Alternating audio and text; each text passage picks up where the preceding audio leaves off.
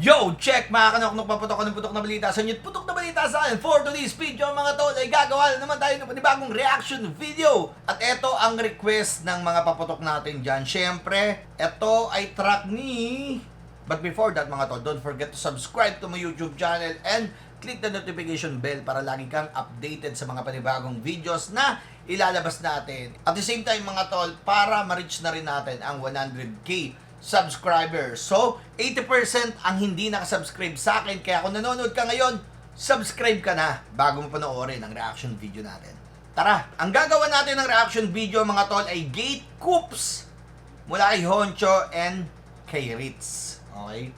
As far as I know mga tol, ito ay ex-battalion member. Ito kasi mga tol, to be honest, nire-request talaga ng mga paputok natin dyan. Parang trip na trip nyo pagka mga distractan eh, no? Distract daw to, distract. O sige, tiga natin. Yo, mic check. Yung mic check. Mic check. Fritz na ba dyan? Gate Coops, no? So dito mga tol, makikita mo, may dalawang tao na nakaganon sa dadaanan nung dalawang yon. I don't know kung si Honcho ba yon tsaka si Ritz na parang handang makipag-away para lang sa mga gatekeepers na Coops, no? So makikita nyo naman yan yung ano nila drawing. So tara, Rinig. Okay, good. lakas natin konti. Ingay ng ano ko, LC ko eh. Rinig ba ako dyan? Oh, yeah. Si Ronnie Villa. Dito mga tol, no?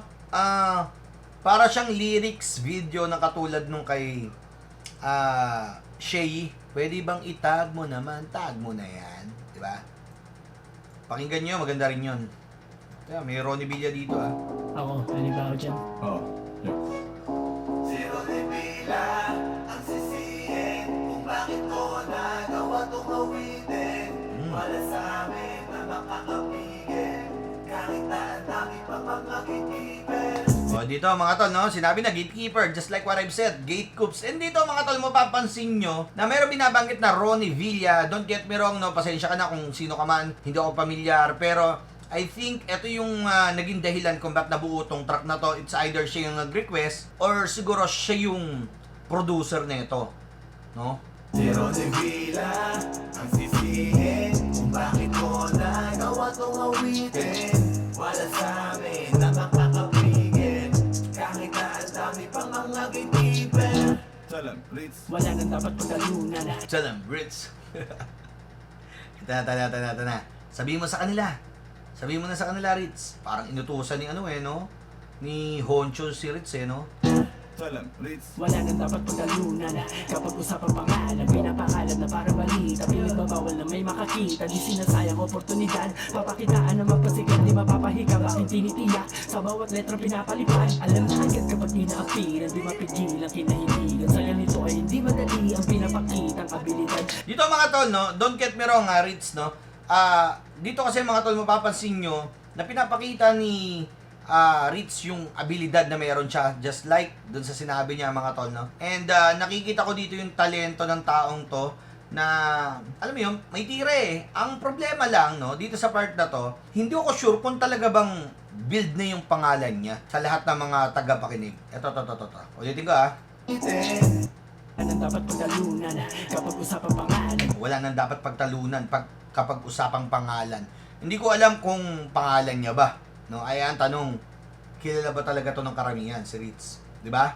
pinapakalat na para balita. Pinagbabawal na may makakita. Di sinasayang oportunidad. Papakitaan na magpasikat, di mapapahiga. Bakit tinitiyak sa bawat letrang pinapalipad? Alam na agad kapag inaapiran, di mapigilan kinahiligan. Sa ganito ay hindi madali ang pinapakitang abilidad. Di papakawat mas pinanggigilan. Kadalala pa pinag-iisipan. Yun, kada lapat pinag-iisipan.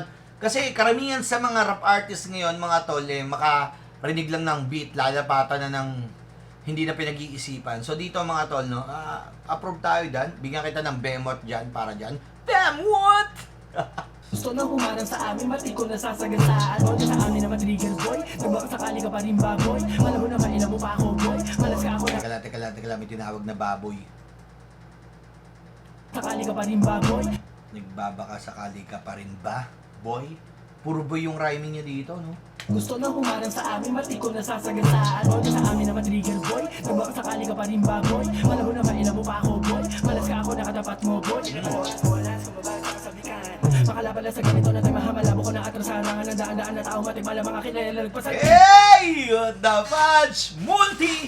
Multi! Ganda. Ganda ng multi dito ha. Makalapala sa ganito na tayo mahamalabo ko na atras harangan ng daan-daan na tao matikmala mga kilala nagpasan. Zero nila ang sisihin kung bakit mo nagawa itong awitin. Tsaka yung chorus niya mga tol, to be honest, catchy. Catchy siya. Wow, di ba pag napakinggan mo, matutunungan mo, masasabayan mo agad. Makakapigil. I think mga tol, si Ritz dito, hindi naman ganun kadigma kung sasabihin distracto para sa ex-battalion. No? Ngayon, tingnan natin si Honcho. Kasi yung tirada dito ni Ritz parang general siya eh. Pwede siyang maging shadow, enemy, no? Tingnan natin. Hindi ko nakikita yung pinaka, yung pinaka pahaging, kumbaga.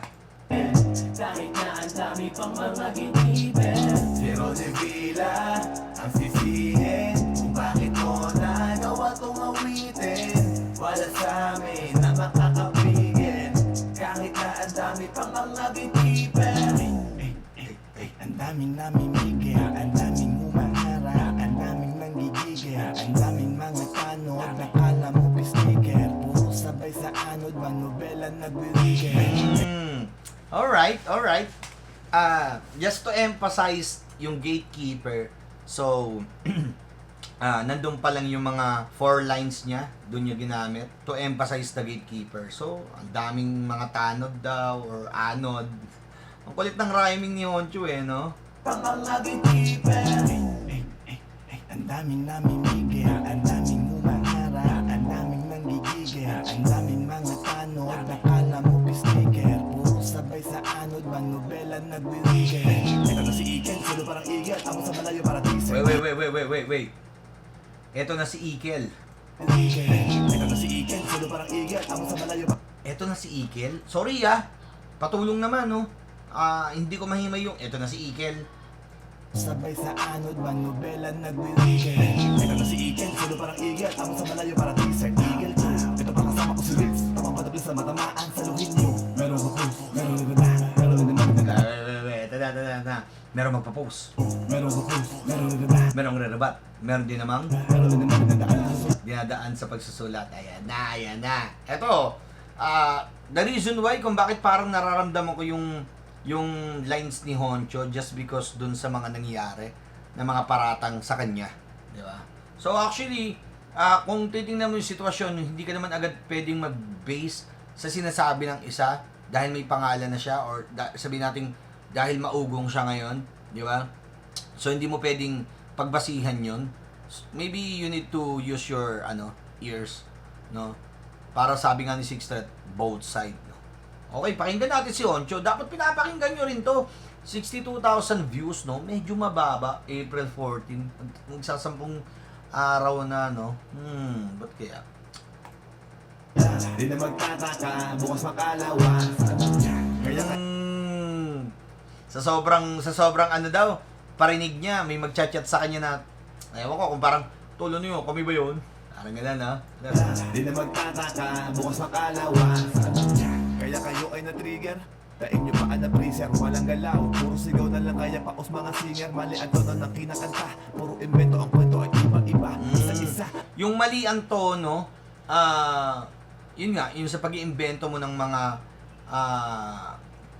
storya na siya daw yung ganito, siya daw yung ganyan. Kaya nasira yung pangalan niya. No? Tingnan natin. Tain nyo pa na freezer, walang galaw. Puro sigaw na lang kaya paos mga singer. Mali ang tono ng kinakanta, puro invento ang kwento ay iba-iba. Isa-isa, di sila makikita pag tinignan na mata sa mata. Ulit. Ano yun? Parang hindi ka nila kayang tingnan kapag magkakasalubong kayo? Kwento ang kwento ay iba-iba. Isa-isa, di sila makikita pag tinignan na mata sa mata. Walang alangan, nababanggain. Kahit pa sinong ilatag ay sarsakulin. Paano andar kung wala ang Oh! What the fudge, man? Bam! What? So, totoo nga yung mga nagko-comment sa akin sa huling reaction video na ginawa ko na sinagot daw si MC Ren. Pero hindi ko alam kung ano yung unang na-upload, kung eto bang Gate Coops o yung Legacy. So dito we're talking about makina, no? Ngayon dito mga tol, parang eto yung nauna kasi tsaka hindi matagal lang sulat nila yan eh. Imposibleng ano eh. Uy, gumawa si Honcho, gawa tayo. Di ba parang ganon? I think matagal ng ano to, sulat to.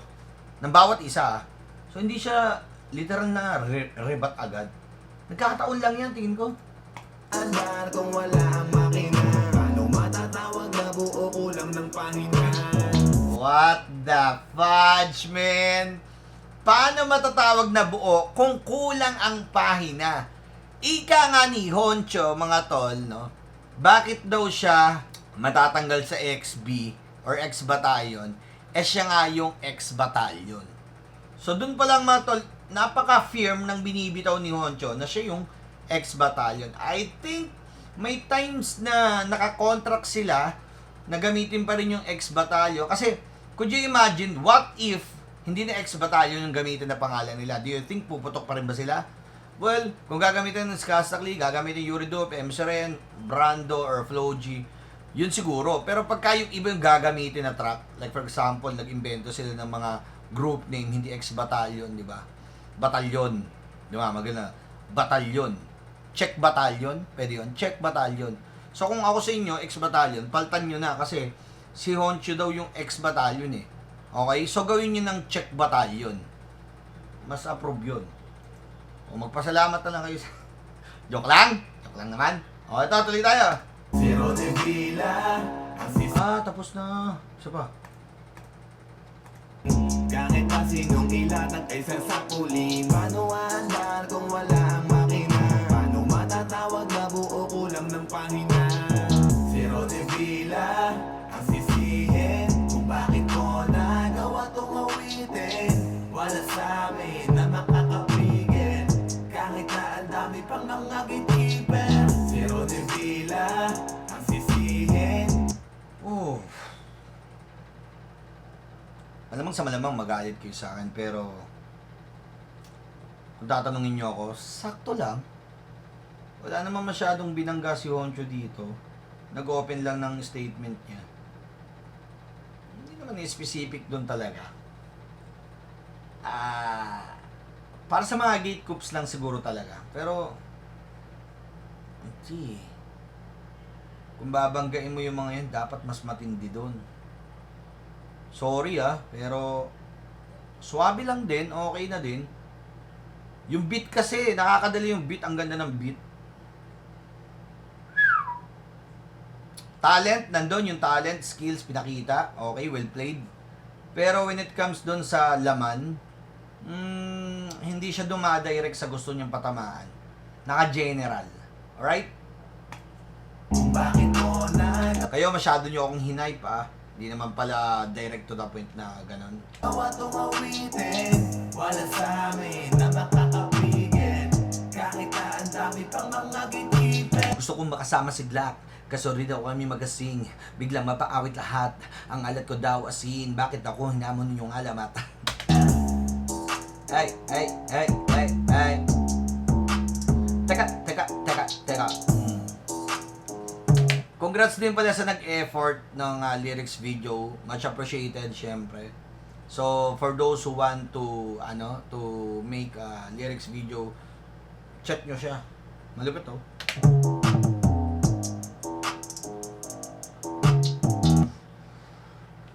Sharp Art. Ayan, si Sharp Art, siya yung gumawa. Alright. That's all. So, pasensya na. Masyado nyo akong hinay. So ano ba? Anong next natin? Masyado nyo kasi akong hinayp eh. Muling nagbabalik lang naman si Ritz at si Honcho. Hindi naman direct to the point na para dun sa kabila. Alright, so yun lang. Sa mga nagtatanong kung nag-enjoy ako, nag-enjoy naman. Pero hindi lang to the point na parang yung gusto nyong mangyaring reaction ko. No. So yun lang mga tol. Maraming salamat sa inyo lahat. Knock papatok. Lagi nagsasabing take care, sweeker, kapayapaan. Peace!